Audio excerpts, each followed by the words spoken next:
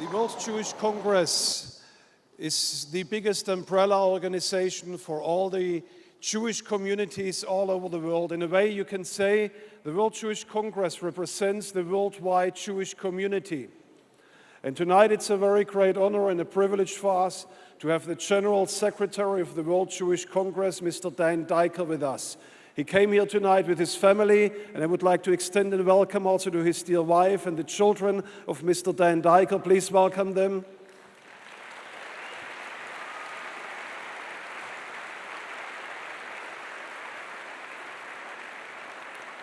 When Mr.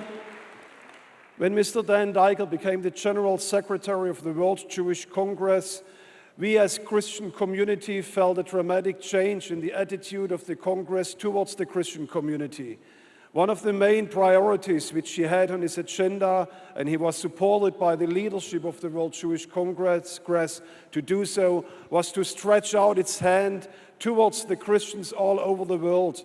The World Jewish Congress has become a senior partner for the International Christian Allies Foundation, and they have also become a very close friend to us. Dan DIKER became a very close and personal friend to many on our staff, and it's a great honor and a great privilege to welcome him on our platform here tonight. Would you please welcome on our platform Mr. Dan DIKER, the General Secretary of the World Jewish Congress.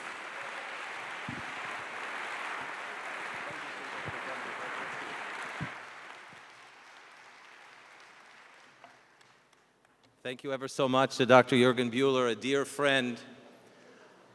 Wow, this evening has been so exciting. I haven't been this excited since my bar mitzvah, and that was a long time ago.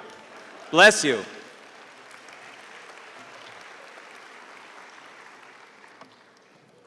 This is quite a moment. It's quite a moment for the Jewish people. I bring you blessings from the World Jewish Congress family, from Jewish communities in 100 countries around the world, every corner of the globe, and our president, Ambassador Ronald Lauder, who sends a very warm hug to all of you, and thanks for celebrating together this Chag Sukkot, Feast of the Tabernacles. It is an extraordinary moment. In fact, it recalls, as we say in Psalm 133, "Behold, how good and pleasant it is for brothers and sisters to dwell together in unity." That's what it feels like at this moment looking at you out there.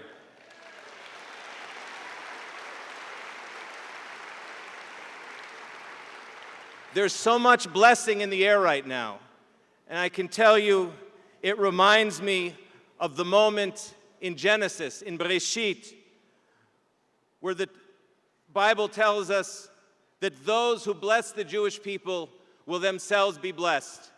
And everyone here is blessed.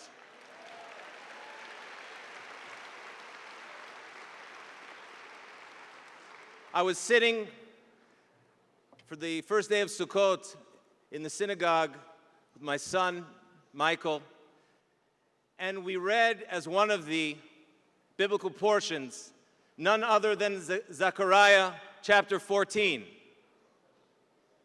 And we read in which the prophet tells us that in the end of days, all the nations will gather in Jerusalem. And we read it together. And I told him of this small family meeting we were going to have tonight. And he said to me, "Wait a second, Daddy, if our Christian friends are learning Zechariah and we're reading it as part of our Sukkah holiday, we're not learning about God's promise, we're all living God's promise."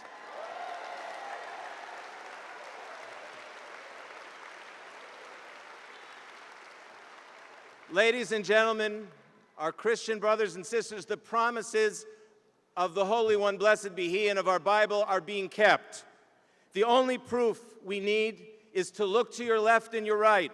Who would have thought in our lifetimes that the Jewish people, after 2,000 years of dispersion, after mass murder, would return to their ancient homeland, Israel, and be sitting tonight in their eternal, undivided capital, Jerusalem?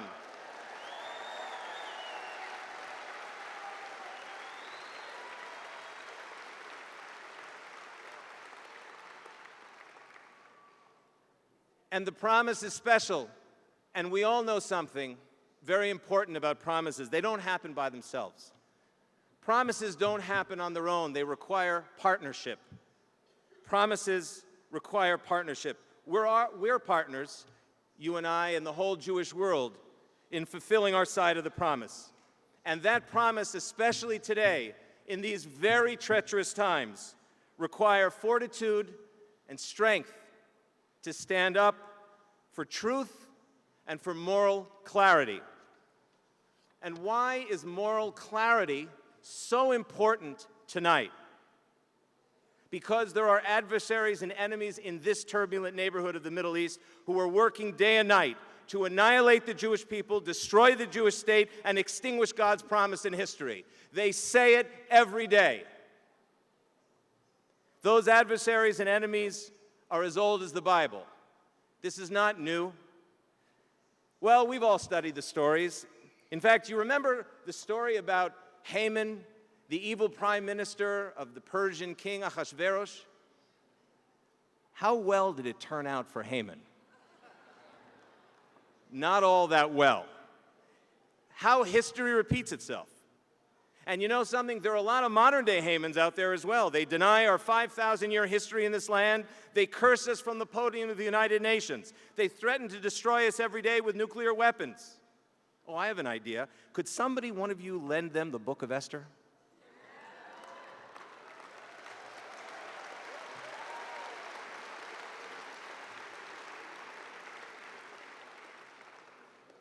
Ladies and gentlemen, Christian brothers and sisters, we need friends like you to defend the truth and to defend moral clarity.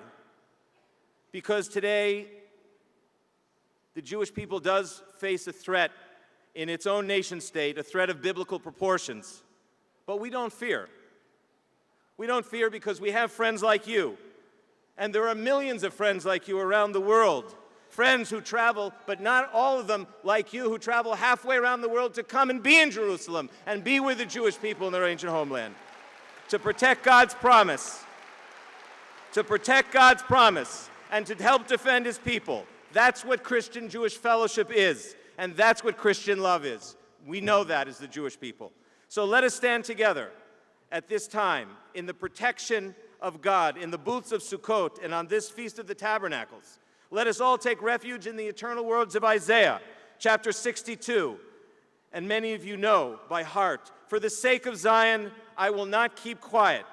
I will not keep silent. And for the sake of Jerusalem, I will not rest until her justice goes forth in brightness and her salvation as a flaming torch. God bless the people of Israel. God bless you for being here today and fulfilling your promise to stand with the Jewish people in the Promised Land. God bless you all.